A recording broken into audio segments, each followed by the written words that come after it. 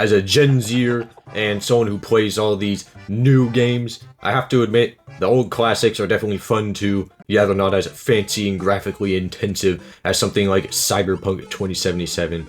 You can always have a fun time playing some classics like Super Mario Bros. 3 on the NES. And that's why Nintendo got rid of Virtual Console, I guess. But at least they gave us something in return.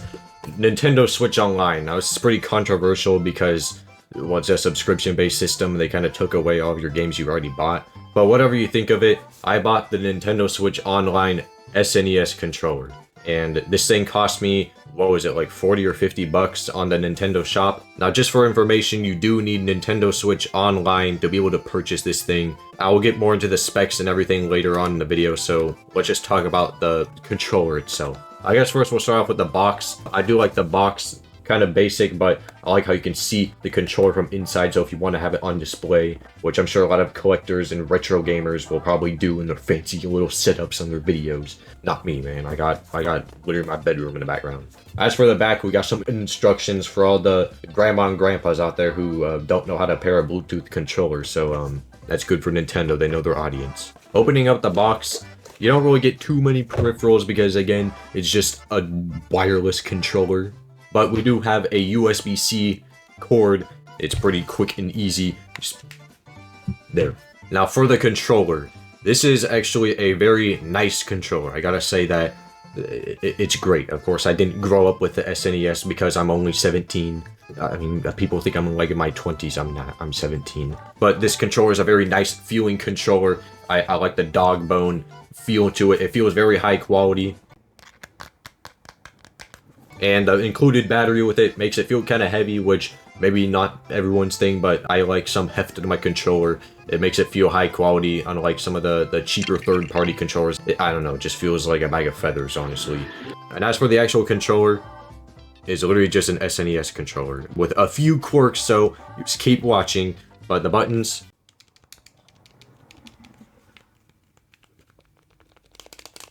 they all feel and sound great.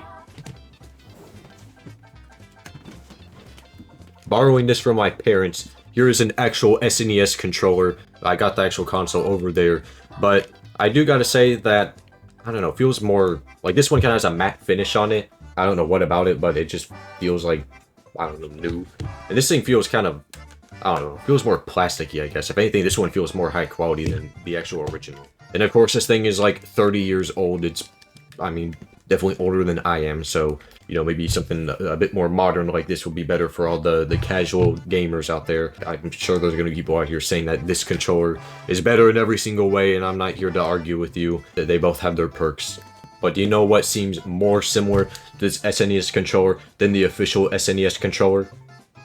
Well, the other SNES controller. This system is from the Super Nintendo Classic Edition. You can probably even see the box in the background. Yeah, I just put it there. I had to rearrange a little bit. But it feels almost identical to it, other than it has this little cord attached to it. But the buttons and D-pad and everything feel almost exactly the same, I would say.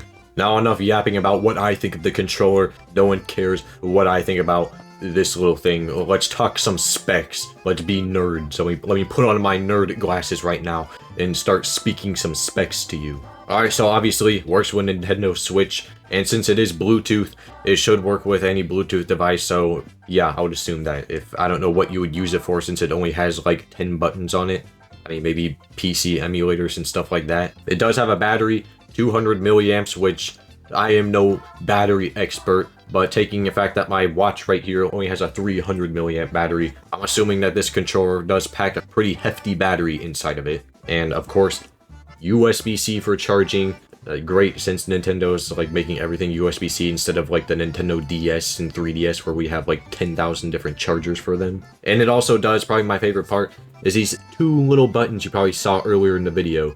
These actually act as the home and screenshot button. And if you're actually on the Switch Online emulator, there are some cool little features in there like rewind and save state that you access using these instead of having to use like the shoulder buttons on the controller. And on the front here, we got the little pairing button so you can Bluetooth them to your system. 4 little buttons so you can have multiple going at the same time so you can do some couch co-op. But to conclude, this controller, strongly recommend it if you do have Nintendo Switch Online and like playing some classic SNES games. The controller feels great, it looks great, it sounds great, and everything on it just works. Leave a like on this video if you enjoyed it, and maybe I'll talk about some of the other Nintendo Switch Online controllers. And thanks for watching.